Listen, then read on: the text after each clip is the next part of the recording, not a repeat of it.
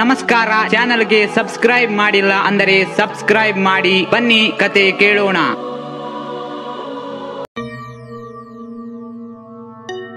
Sir sir ಎಂದು ಭುಜ ತಟ್ಟಿದಾಗ ಪರಶುರಾಮನಿಗೆ ಎಚ್ಚರವಾಯಿತು. ಗಾಢವಾದ ನಿದ್ರೆಯಲ್ಲಿದ್ದ ಪರಶುರಾಮ್ ನಿಧಾನವಾಗಿ ಕಣ್ಣು ತೆರೆದ. ಕೈಯಲ್ಲಿ ಏನೋ ಹಿಡಿದಿದ್ದ ಮಗುವನ್ನು ನೋಡಿದ. ಆ ಮಗು ಅಸ್ಪಷ್ಟವಾಗಿ ಕಾಣುತ್ತಿತ್ತು. ಕಣ್ಣುಗಳನ್ನು ಉಜ್ಜುತ್ತಾ ಮೆಲ್ಲನೆ ಎದ್ದು ಕುಳಿತ. ಸಾರ್, ನಿಮ್ಮ ಚಾಯ್, ಹುಡುಗ ಪರಶುರಾಮನ ಮುಖಕ್ಕೆ ಕೈಚಾಚುತ್ತಾ ಹೇಳಿದ.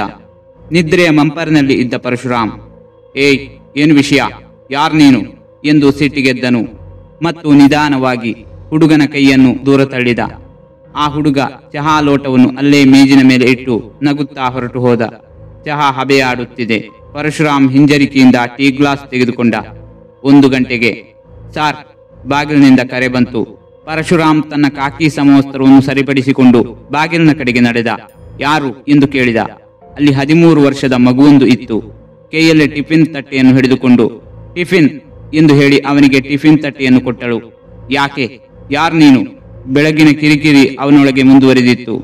ಆ ಹುಡುಗಿ ಒಳ ಓಡಿ ಗೊತ್ತಿಲ್ಲ ಎಂಬಂತೆ ಕೈ ಬೀಸುತ್ತಾ ಟಿಫಿನ್ ತಟ್ಟೆಯನ್ನು ಮೇಜಿನ ಮೇಲೆ ಇರಿಸಿ ಅಷ್ಟೇ ಬೇಗವಾಗಿ ಹೊರಗೆ ಓಡಿದಳು. ಪರಶುರಾಮನಿಗೆ ಏನೂ ಅರ್ಥವಾಗಲಿಲ್ಲ.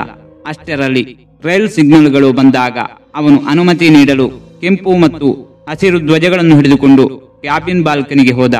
2 ದಿನಗಳ ಹಿಂದೆಯಷ್ಟೇ ಕ್ಯಾಬಿನ್ ಮ್ಯಾನ್ ಆಗಿ ಕೆಲಸಕ್ಕೆ ಸೇರಿದ ಪರಶುರಾಮ್ ಹಳ್ಳಿಗೆ ಬಂದಿದ್ದ. ಗ್ರಾಮದ ಆಚೆ ಕಾಡಿನಲ್ಲಿ ಕ್ಯಾಬಿನ್ ಒಂದೇ ಕಂಬದಂತಿದೆ. ನೀನು ಒಬ್ಬಂಟಿಯಾಗಿ ಹೇಗೆ ಇರಲು ಸಾಧ್ಯ? ಮನೆಯಲ್ಲಿದ್ದ ಜನರು ದುಃಖದಿಂದ ಹೇಳಿದ್ದರು. ಕ್ಯಾಬಿನ್ ಕಾಡಿನಲ್ಲಿತ್ತು ಎಂಬುದು ನಿಜ. ಪರಶುರಾಮ್ ನಿರ್ಭಯನಾಗಿದ್ದ. ಆದರೆ ಅವನ ಹಿರಿಯರು ಹೆದರುತ್ತಿದ್ದರು.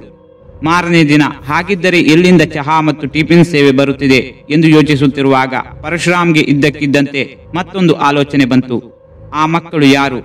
ಪ್ರತಿದಿನ 3 ರೈಲುಗಳು ಇಲ್ಲಿಗೆ ಬರುತ್ತವೆ ಮತ್ತು ಇನ್ನೂ 3 ಇಲ್ಲಿಂದ ಹೋಗುತ್ತವೆ.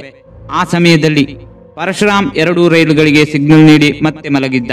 ಮಧ್ಯಾಹ್ನ ಸರಿಯಾಗಿ 1 ಗಂಟೆಗೆ ಬಾಗಿಲು ಜೋರಾಗಿ ಬಡಿಯಿತು. ಪರಶುರಾಮ್ ಆಘಾತದಿಂದ ಎದ್ದು ಕುಳಿತ.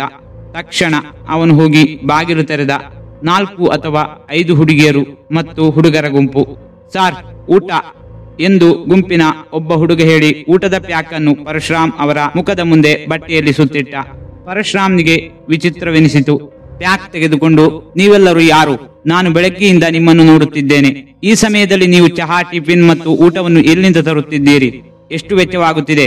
ನೀವು ಎಲ್ಲಿ ವಾಸಿಸುತ್ತೀರಿ ಎಂದು ಕೇಳಿದ. ಆ ಮಾತನ್ನು ಕೇಳಿ ಅವರೆಲ್ಲರೂ ನಕ್ಕರು. ಸಾರ್, ಮಧ್ಯಾಹ್ನ ಆಯ್ತು, ನಾವು ಚಹಾ ಮತ್ತು ಭೋಜನವನ್ನೂ ತರುತ್ತೇವೆ. ಅದು ನೀವು ಹೇಳಿದಂತೆ ಇಂದು ರಾತ್ರಿ 1:30 ಗಂಟೆಗೆ ನಮ್ಮ ಮನೆಯಲ್ಲಿ ಭಜನೆ ಇದೆ. ನೀವು ಬರುತ್ತೀರಾ ತಾನೇ? ಅನುಮತಿ ನೀಡಿ. ನಮ್ಮ ಈ ಸೇವೆಗೆ ಯಾವುದೇ ಹಣ ಬೇಡ ಎಂದು ಹೇಳಿ ಅವರು ಹೊರಟು ಹೋದರು. ಅವರು ಹೇಳಿದಂತೆ ಸರಿಯಾಗಿ 2 ಗಂಟೆಗೆ ಅವರ ಮನೆಯೊಳಗೆ ಪ್ರವೇಶಿಸಿದ ಪರಶುರಾಮ್ಗೆ ಅವರೇನು ಹಾಡುತ್ತಿದ್ದಾರೆಂದು ತಿಳಿಯದೆ ಗೊಂದಲಕ್ಕೊಳಗಾದ. ಅವರೆಲ್ಲರೂ ತಮ್ಮ ತೋಳುಗಳನ್ನು ಅಗಲವಾಗಿ ಚಾಚುತ್ತಾ ಪರಶುರಾಮನನ್ನು ಸ್ವಾಗತಿಸಿದರು. ಅಲ್ಲಿ ಅವರು ನೀಡಿದ ತಮ್ಮ ನೆಚ್ಚಿನ ಮಟನ್ ಬಿರಿಯಾನಿಯನ್ನು ತಿಂದ ಪರಶುರಾಮ್, ಇದು ಅದ್ಭುತವಾಗಿತ್ತು, ನಾನು ಎಂದಿಗೂ ಇಂತಹ ರುಚಿಯನ್ನು ಸವಿದಿರಲಿಲ್ಲ ಎಂದು ಹೇಳುತ್ತಿದ್ದಂತೆ ಪರಶುರಾಮ್ಗೆ ಒಂದು ರೀತಿಯ ಮಾದಕತೆಯ ಅನುಭವ ಆಯಿತು. ಆ ಮಂಪರಿನಿಂದ ಮತ್ತೆ ನಿದ್ರೆಗೆ ಜಾರಿದ ಪರಶುರಾಮ್ ಸಂಜೆ 4 ಗಂಟೆ. ಸಾರ್, ಸಾರ್ ಎಂದು ಯಾರೋ ಕರೆಯುತ್ತಿರುವಂತೆ ಪರಶುರಾಮ್ಗೆ ದನಿ ಕೇಳಿಸಿತು. ಯಾರೋ ತನ್ನ ಕಾಲನ್ನು ಎಳೆಯುತ್ತಿರುವಂತೆ ಭಾಸವಾಯಿತು. ಇದ್ದಕ್ಕಿದ್ದಂತೆ ಅವನು ತನ್ನ ಕಾಲನ್ನು ಎಳೆದುಕೊಂಡು ಎದ್ದು ಕುಳಿತ. ಅವನ ಎದುರು 10 ವರ್ಷದ ಹುಡುಗನಿದ್ದ. ಬೆಳಿಗ್ಗೆ ಚಹಾ ತಂದಿದ್ದ ಅದೇ ಹುಡುಗ. ಅವನು ಇನ್ನೂ 1 ಲೋಟ ಚಹಾದೊಂದಿಗೆ ನಿಂತಿದ್ದ. ಏನೂ ಮಾತನಾಡದೆ ಅವನ ಕೈಯಲ್ಲಿದ್ದ ಗ್ಲಾಸ್ ತೆಗೆದುಕೊಂಡ ಪರಶುರಾಮ್ ತನ್ನ ಗಡಿಯಾರವನ್ನು ನೋಡಿದ. ಇದ್ದಕ್ಕಿದ್ದಂತೆ ಅವನ ಹೃದಯ ಬಡಿತ ನಿಂತು ಹೋಯಿತು. ಅವನು ತಕ್ಷಣ ಲ್ಯಾಂಡ್ ಲೈನ್ ಫೋನ್ ಇದ್ದ ಕೋಣೆಗೆ ಹೋಗಿ ನಿಲ್ದಾಣಕ್ಕೆ ಕರೆ ಮಾಡಿದ. ಓ, ಅಷ್ಟೇ, ನೀವು ಕೇಳುತ್ತಿದ್ದೀರಾ? ಸಿಗ್ನಲ್ ಕ್ಲಿಯರ್ ಮಾಡಿ, ಸರಿಯೇ ಎಂದು ಇನ್ನೊಂದು ಕಡೆಯಿಂದ ಉತ್ತರ ಬಂತು.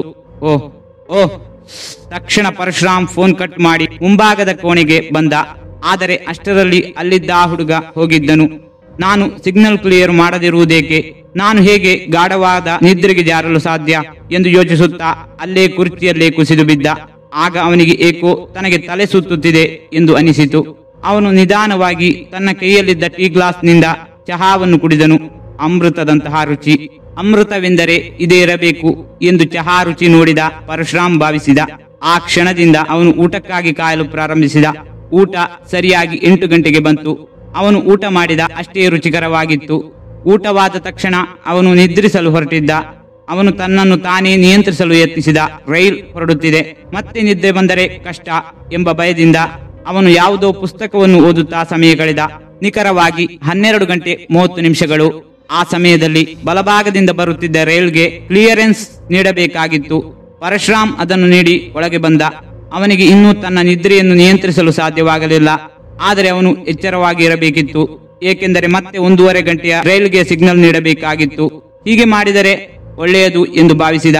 ಅವನು ಅಲಾರಾಮ್ ಅನ್ನು ಹೊಂದಿಸಿ ನಿದ್ರೆಗಾಗಿ ತನ್ನ ಕುರ್ಚಿಯಲ್ಲಿ ಹಿಂದಕ್ಕೆ ಒರಗಿದ. ರಾತ್ರಿ 1:15 ಪರಶುರಾಮ್ಗೆ ಜೋರಾದ ರಾಗಗಳು ಕೇಳಿ ಎಚ್ಚರವಾಯಿತು. ಆ ಧ್ವನಿಗಳು ಯಾರೋ ಜೋರಾಗಿ ಡ್ರಮ್ಗಳನ್ನು ಬಾರಿಸುತ್ತಿರುವಂತೆ ಇದ್ದವು. ಆ ರಾಗಗಳು ಹೆಚ್ಚಾಗುತ್ತಾ ಅವನ ಕ್ಯಾಬಿನ್ ಬಳಿ ಕೇಳಿ ಬಂದವು. ಆ ಕ್ಷಣ ಅವನಿಗೆ ಭಜನೆ ವಿಷಯ ನೆನಪಾಯಿತು. ಅವನು ಹೋಗಿ ಬಾಗಿಲು ತೆರೆದ. ಮಗು, ಒಟ್ಟು 12 ಜನರ ಗುಂಪು ಒಂದು ಅಲ್ಲಿತ್ತು. ಅವರಲ್ಲಿ ಅವನಿಗೆ ಚಹಾ, ಟಿಫಿನ್, ಮಧ್ಯಾಹ್ನ ಊಟ ಮತ್ತು ರಾತ್ರಿ ಊಟ ತಂದುಕೊಟ್ಟವರು ಇದ್ದರು. ಭಜನೆ ಶುರುವಾಯಿತು. ವಿಸ್ಮಯದಿಂದ ಆ ಧ್ವನಿಯನ್ನು ಕೇಳಿದ ಪರಶುರಾಮ್, ಅವರ ಧ್ವನಿಗಳು ಮಧುರ ಮತ್ತು ಅತಿ ಮಧುರವಾಗಿದ್ದವು. ಪರಶುರಾಮ್ ಕಿವಿಗೆ ಜೇನುತುಪ್ಪ ಸುರಿದಂತೆ ಅನಿಸಿತು. ಅದನ್ನು ಕೇಳಿದ ಅವನು ಮೋಡಿಗೊಂಡನು.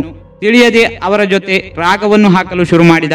ಅದರಿಂದ ಪರಶುರಾಮ್ ಆನಂದ ಪರವಶನಾದ. ಅಷ್ಟರಲ್ಲಿ 1.5 ಗಂಟೆ ಆಗಿತ್ತು. ಯಾರೋ ಬಾಗಿಲು ತಟ್ಟಿದರು. ಅವನು ಹೋಗಿ ತನ್ನ ಸ್ವಂತ ಇಚ್ಛೆಯಿಂದ ಬಾಗಿಲು ತೆರೆದ. ಅವನ ಮುಂದೆ ಒಬ್ಬ ಯುವಕ ಇದ್ದನು. ನಗುತ್ತಾ ಅವನು ಪರಶುರಾಮ್ ಕೈ ಹಿಡಿದು ಒಳಗೆ ಕರೆತಂದು ಯುವಕನ ಗುಂಪಿನೊಂದಿಗೆ ಸೇರಿಸಿಕೊಂಡ. ಪರಶುರಾಮ್ ಅವರ ಮಧುರ ಗಾಯನಕ್ಕೆ ಮಾರು ಹೋದ. ಸಮಯ ಹೋಗಿದ್ದೇ ಗೊತ್ತಾಗಲಿಲ್ಲ. ಅದಾಗಲೇ ಬೆಳಿಗ್ಗೆ 6:30 ಗಂಟೆ. ಹೊರಗೆ ಗದ್ದಲ, ಕಿವಿಯ ಬಳಿಯೇ ಹೊಡೆದಾಟ. ಆ ಗದ್ದಲ ಕೇಳಿದ ಪರಶುರಾಮ್ ಕಣ್ಣು ತೆರೆದ. ಆ ಗದ್ದಲ ಕೂಗುಗಳಾಗಿ ಮಾರ್ಪಟ್ಟಿತು.